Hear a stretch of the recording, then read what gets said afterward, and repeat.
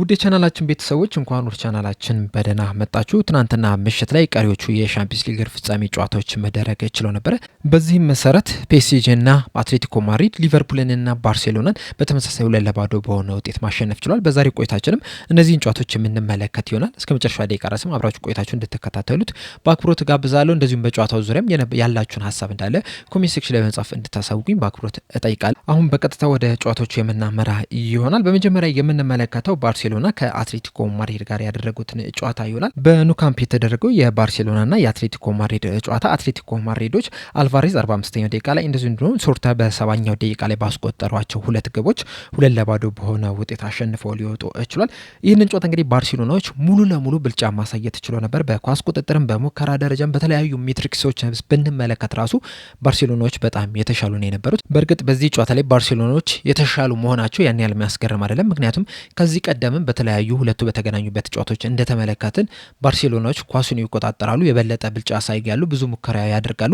ነገር ግን ደግሞ አትሌቲኮ ማድሪዶች በጣም በጥብቅ ይከላከሉና ባገኙት አጋጣሚ ሁላ በካውንተር አታክ ባርሴሎናን ለማጥቃት ነበር ጥረት ሲያደርጉ የተመለከትናቸውና በዚህ ጨዋታ ላይም ተመሳሳይ ነገርን የተመለከትነው ባርሴሎና ሙሉ ለሙሉ ብልጫ ማሳየት ችሎ ነበር። ምናልባት አትሌቲኮ ማድሪዶች የተሻለ የተንቀሳቀሱት የመጀመሪያዎቹን 5-10 ደቂቃዎች ነው። ከዛ ውጭ ግን በጣም በጥብቅ መከላከል ነበር ሲንቀሳቀሱ የተመለከትናቸው። ከዛ በካውንተር አታክም ባርሴሎናን ለማጥቃት የተለያዩ ጥረቶችን ሲያደርጉ መመልከት ይችለናል። በአጠቃላይ በጨዋታው ላይ የነበረውን ስታት ስንመለከት ባርሴሎናዎች 1.1 ኤክስጂ ማስመዝገብ ችሏል። እንደዚሁም 18 ሙከራዎችን አድርገው ነበረ። 7ቱም ኢላማውን የጠበቀ ሙከራ ነው የነበረው። አትሌቲኮ ማድሪዶች በአንጻሩ 0.44 ኤክስጂን ያስመዘገቡት 5 ሙከራዎች ነው ያደረጉት። 3ቱ ብቻ ናቸው ኢላማውን የጠበቁት እና ደግሞ አንድ ትልቅ ቻንስ ብቻ ነበረ ክሬት ማድረግ የቻሉት። ባርሴሎናዎች በአንጻሩ 2 ትልልቅ እድሎችን ፈጥረው ነበር። ነገር ግን ሁለቱንም የፈጠሯቸውን እድሎች ሳይጠቀሙበት ቀርቷል። በዋነኛነት እንግዲህ የዚህን ጨዋታ ሂደት ሙሉ ለሙሉ ቀየረ ማለት የምንችለው 44ኛ ደቂቃ ላይ የባርሴሎና ተከላካይ የሆነው ፓው ካባሬሳ በቀይ ካርድ ሊወጣ ይችላል። ያችን ፋውል ደግሞ ጁሊያን አልቫሬስ ወደ ግብነት ሊቀይራት ይችላል። በጣም ምርጥ የምትባል ቅጣት ምት ነው ማስቆጠር የቻለው ጁሊያን አልቫሬስ። ከዛ በኋላ እንግዲህ የባርሴሎና ተጫዋቾች ጨዋታውን ለመቀልበስ የተለያዩ ጥረቶችን ሲያደርጉ ተመልክተናል። በተለይ ደግሞ ላሚን ያማል በጣም አስደናቂ የሚባል እንቅስቃሴን ማድረግ ችሎ ነበረ። እንደዚሁም ደግሞ ራሽፎርድም የተለያዩ ሙከራዎችንም ሲያደርግ ተመልክተናል። በተለይ ደግሞ አንድ ቅጣት ምት አንገል የገጨበት ሁኔታም ተፈጥሮ ነበረ። ጎልም ማስቆጥረው በቫር የተሻረባቸውም ሁኔታም ነበረና በጣም ጥሩ የሚባል እንቅስቃሴን አድርገው ነበረ። ነገር ግን በስተመጨረሻ ጎል ማስቆጠር ሳይችሉ ቀርተው 70ኛው ደቂቃ ላይ የአትሌቲኮ ማድሪድ ተጫዋች ሆኖ ሱርተን ሁለተኛ ግብ ለአትሌቲኮ ማድሪድ ማስቆጠር ችሏልና በዛም 2-0 በሆነ ውጤት አሸንፈው ሊወጡ ይችላል። በባርሴሎና በኩል እንግዲህ ራሽፎርድና ላሚን ያማል በጣም አስደናቂ የሚባል እንቅስቃሴን ማድረግ ችለው ነበረ። በተለይ ላሚን ያማል በጣም ከፍተኛ ጥረት ማድረግ ችለው ነበር። በጨዋታው ላይ 8.3 ሬቲንግም የተሰጠው ተጫዋች ነው የነበረው። በጨዋታው ላይ እንግዲህ ያስመዘገባቸውን አንዳንድ ሪከርዶች ስንመለከት 0.19 ኤክስጂ አስመዝግቦ ነበረ። 10.8 ኪሎ ሜትሮችን ከቨር ማድረግ ችሏል። እንደዚሁም ደግሞ የተሳኩ 24 ኳሶችን ማቀበል የቻለበት ሁኔታም ተፈጥሯል። 3 ቻንሶችንም ክሬት አድርጎ ነበረ።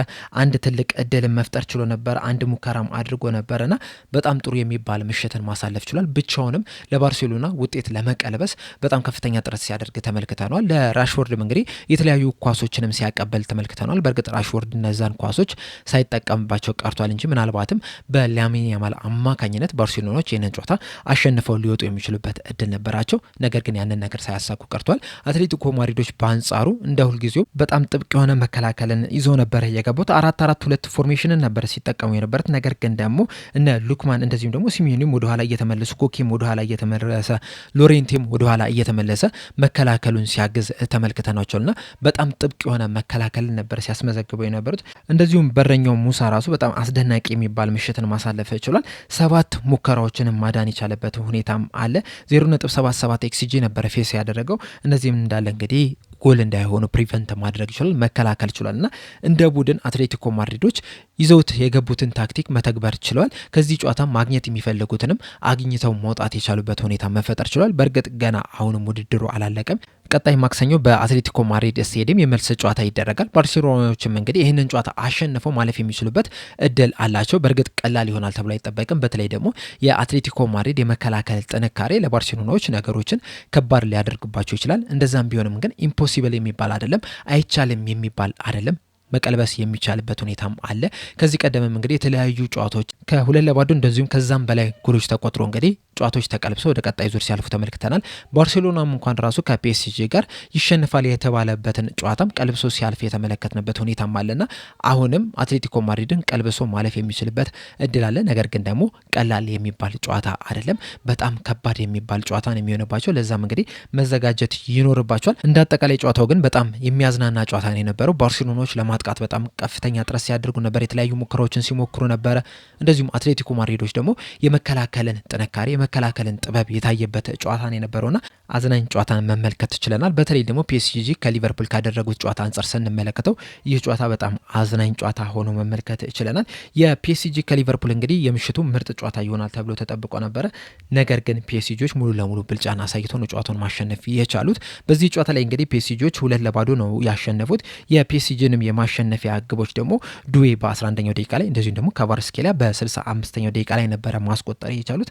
እንደ አጠቃላይ ሙሉ 90 ደቂቃን ከተመለከተን ምናልባት ሊቨርፑሎች ጥሩ ተንቀሳቀሱ ልንል የምንችለው ለ10 ወይም ደግሞ ማክሲመም ለ15 ደቂቃ ነው።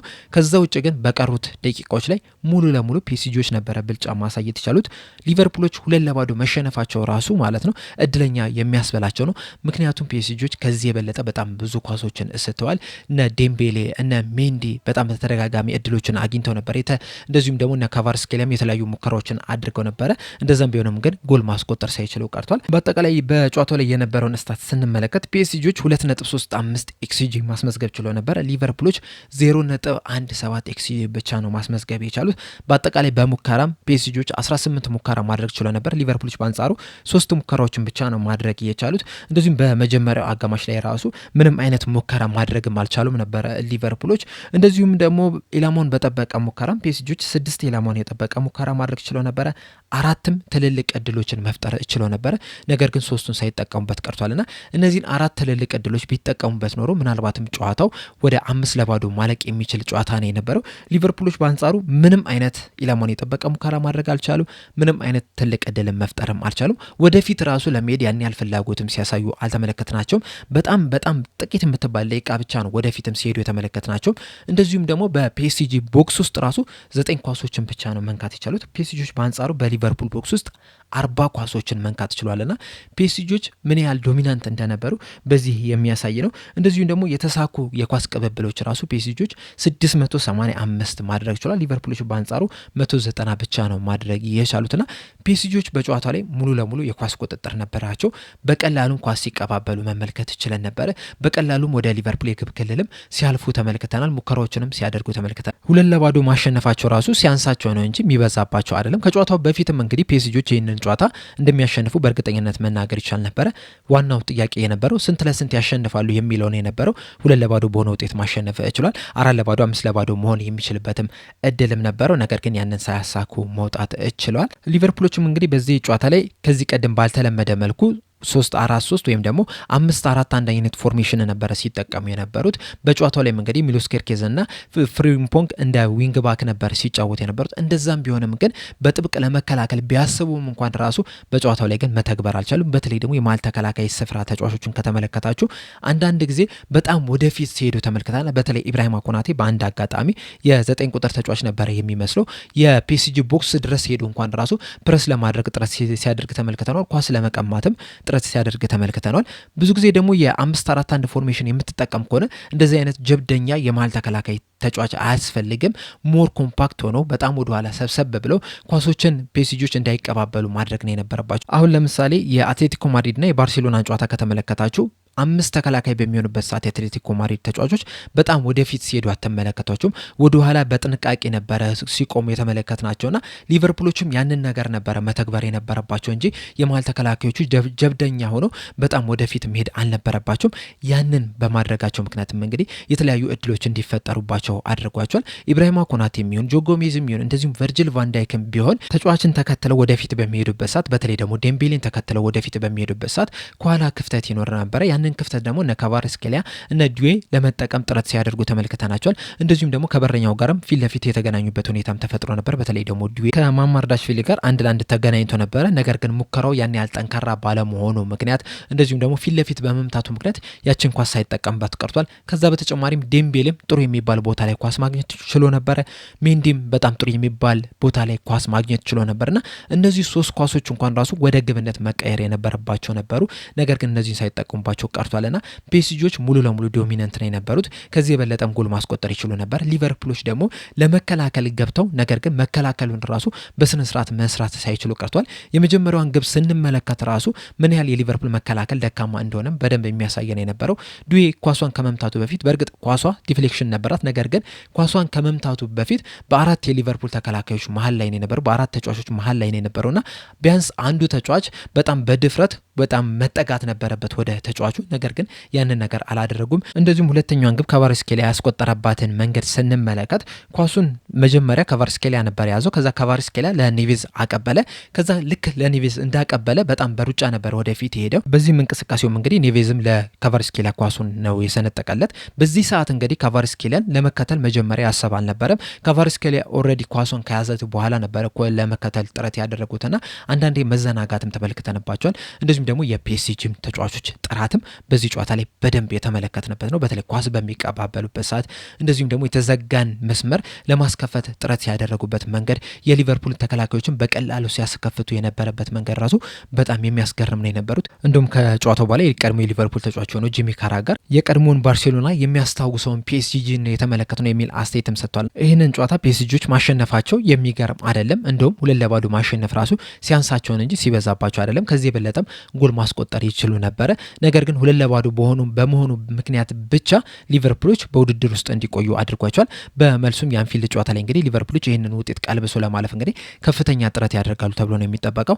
ነገር ግን ያሳክቷል የሚለው በጣም ትልቅ ጥያቄ ነው። የማሳካት እድላቸውም በጣም ጠባብ የሚባል ነው። በተለይ ሊቨርፑሎች በዚህ ሲዝን በሜዳቸው ከሜዳቸው ውጪ በጣም ደካማ የሚባል እንቅስቃሴን እያሳዩ ነው የሚገኙት። በአንጻሩ ደግሞ ፒኤስጂዎች በጣም ምርጥ የሚባሉ ቡድን ናቸውና በእነዚህ ምክንያቶች ሊቨርፑሎች ይህንን ውጤት ቀልብሶ ያልፋሉ ማለት በጣም አስቸጋሪ ነው የሚሆነው። በጣም ዳገት ነው የሚሆነው። በጣም ትልቅ ተራራ ነው የሚሆንባቸውና ይህንን ትልቅ ተራራ አልፈው ወደ ግማሽ ፍጻሜ ይደርሳሉ ወይ የሚለውን ነገር ቀጣይ ማክሰኞ አብረን የምንመለከት ይሆናል።